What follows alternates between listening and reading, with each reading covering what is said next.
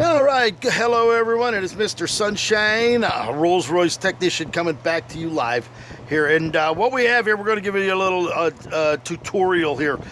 These are the fuel solenoids that sit on top of the engine next to the carburetors on a Rolls-Royce Silver Shadow, Silver Wraith Corniche convertible from 67 up to 1980 and even on beyond. And what we have here, what you're going to have is a problem where you go to start the car and it just dies. There's many different issues, but one of the issues is that the solenoid, the wire has either corroded, or the inside of the solenoid corroded shut, or the wires, as you can see, it's this one here, broke off, and it won't energize. So you have one that's a normally open and one that's normally closed. This one here, particular one here, this one here is closed, meaning that nothing's going through either way. There's actually hoses that go on both sides for vacuum. This one here, you would actually have to energize. All right, we actually have a 12 volt regulator over here. You can see my regulator that we have sitting right here. And what we're gonna do is we're gonna just demonstrate to you what happens once it's energized on your car. So as soon as you turn your ignition switch on, all right, you're going to go ahead and you're going to energize. We don't want to short those two wires out in any way, shape, or form, that's for sure. So right now, we'll go ahead and put this hose on there for demonstration purposes. Right now, it is closed, meaning there's no air coming through whatsoever, no vacuum. But in the moment we go ahead and turn the switch on, there it is right there. There you go. That release the solenoid inside, allowing the air to circulate. So when your car is running, it's pulling the necessary vacuum into the automobile to coincide with the carburetors and the rest of the vacuum system on the rolls. As soon as the key is off, it shuts it down. Now they use two of these, one for an anti-run. It's like an anti-dieseling. On some cars, you shut the engine off and a car will keep running, all right, meaning dieseling, and that could cause serious issues. But with the vacuum on these, it will shut it off the way it's supposed to. We just replaced the one on a 1980 Silver Wraith. This is a brand new unit here. This one actually is a Rolls-Royce part UE38169. So that one is a normally closed, meaning it's closed. There's no vacuum coming. Only when it's energized is when it goes ahead and releases. These here, this one here was the issue that we had today. This one here, if you put the hose on it and we go ahead and blow through it, it is normally open. So what was happening on this side, there's two of them side by side on the top of that Rolls Royce. What was happening was once you go to start the car, it's not creating the vacuum, and as soon as the engine starts, it would die. You'd go ahead and start it now. If you keep adding gas and accelerating, it's making its own vacuum, but when it goes to idle, boom, it's just gonna shut off because it needs the vacuum to synchronize with the carburetors and the fuel system. So now what we had was, the way these are made, brand new, you can see the wire comes out, all right, but then with age, now you have to remember, these things have been sitting under that car for 40, 50 years. They start to deteriorate, and once they start to deteriorate, they're in the plastic. You can see right here, they actually just broke off, and that was a problem. It was getting electric, but it wasn't going into the solenoid. So now what we're going to do here is we're going to go ahead and we're going to put the solenoid on here. Now, some of these solenoids, you can find them online, brand new. They're asking sometimes upwards of $250 for each one. So what we're going to do is we're going to go ahead, we're going to put these on here. It doesn't matter what positive or negative, because they're not polarized. All it is going to complete the circuit. And now it is open. We're going to turn on the electric. There it is. I felt the solenoid move, and now nothing. There it is, open.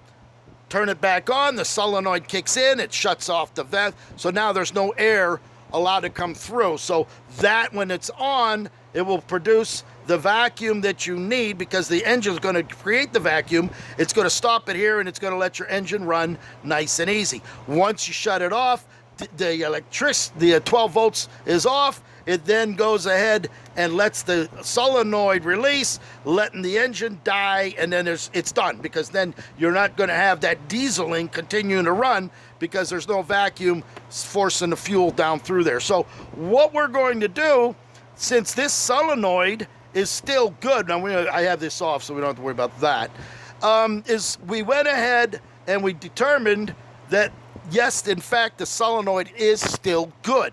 Other than the wire that was broke off inside the insulation. So what we're going to do is we went ahead, we're going to go ahead and cut off a little bit more of the insulation here, as you see, because this solenoid is still going to work. You put some WD-40 in there, you go ahead and cycle it a few times using a 12-volt battery with the cables. I'm using my 12-volt power supply, regulated power supply.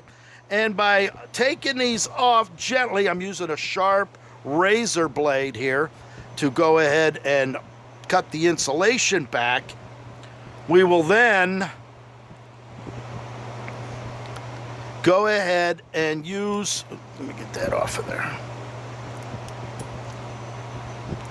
There, we got two nice ends right there. And we're going to go ahead and we're going to use our terminals pieces here. And we're going to go ahead and install some extenders here. So these extenders, you can see that the insulation runs further down than what we want to have. So we're going to cut the insulation down so that we can get a nice solid connection on here. All right, so we don't want to make sure that when we're smashing it, it's not going to be able to connect onto the insulation itself, but in fact to the connector. So we're going to go ahead and cut this down. We're only going to have to cut one side, because the other side we're going to extend wires, and then by putting the wire on there, it will slide down properly like you would, so you wouldn't have to worry about doing what I'm doing right now. So we went ahead, we cut the piece off of there. You can see we shortened it up a little bit, and then just to make sure, we're going to go ahead and put that on there as such, just like that. And once that's on, we're going to go ahead and we're going to crimp that on. See, there it is. We got a shorter area there. So I think we're actually going to go and cut it a little bit more. I think we should cut it a little bit more.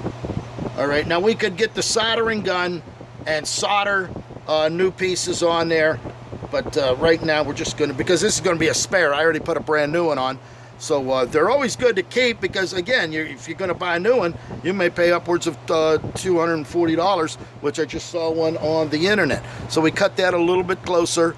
We will go ahead and slide that right on like that. We will crimp that on, and then this one will be ready to go. We're actually going to do the same to this one here. We'll use the same style as the other one there.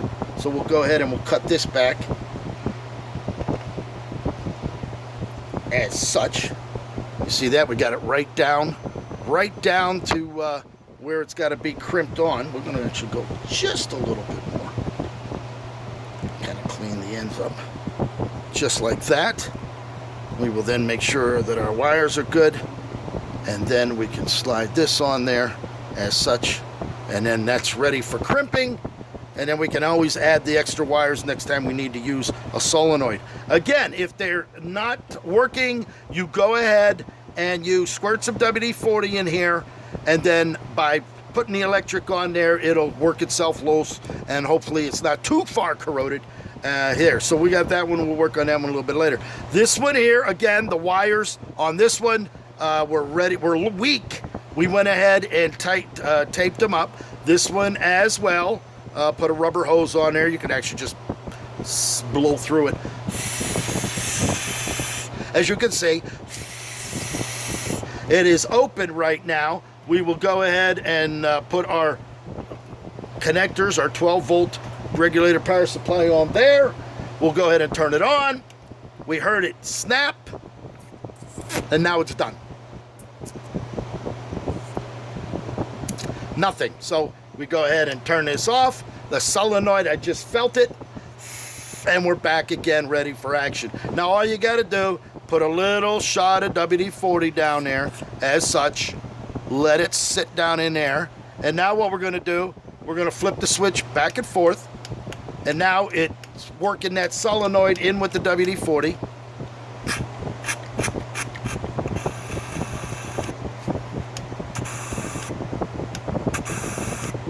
Just like that.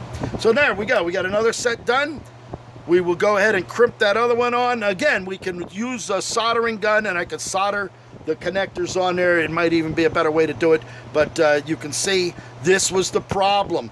In with all the insulation, they actually broke off, and that's why when you try to start the car, it would automatically die because there was no vacuum when it was energized that would keep the engine running. So there you are. If you have a Rolls-Royce, you have a problem with the solenoid, this could very well be one of the problems that you will have. You'll be checking the electric, you'll be checking the fuses, you'll be checking everything, when in fact it's a good possibility that it could be this solenoid. I hope I helped you out. If you have any questions, Mr. Sunshine, Rolls-Royce technician Eddie, we specialize in rebuilding brake accumulators. If you have any brake accumulators, if you have brake light 1 or brake light 2 on, chances are you're going to need your brake accumulator and the valve that's screwed on top of it rebuilt and recharged to 1200 PSI of nitrogen. Without that in there, if the engine dies while you're driving, you will have no braking, and you're just going to drive with no brake because you have no 1200 PSI of nitrogen to slow your vehicle down. Pick up that phone, 561-693-8636. Comedy Alive in sunny South Florida, Mr. Sunshine. Thank you for watching.